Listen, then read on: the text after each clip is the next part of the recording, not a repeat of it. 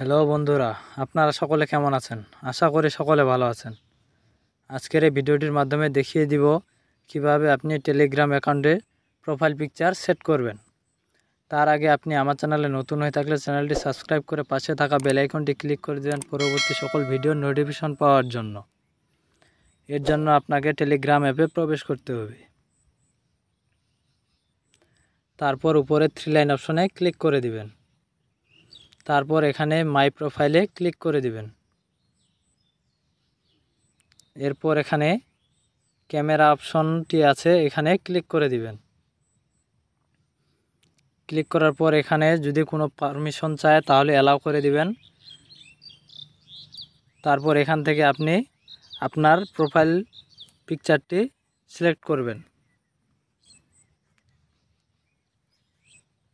তারপর এখানে ঠিকমতো এখানে বসিয়ে দিবেন। বসিয়ে দেওয়ার পর টিক চিহ্নে ক্লিক করে দিবেন।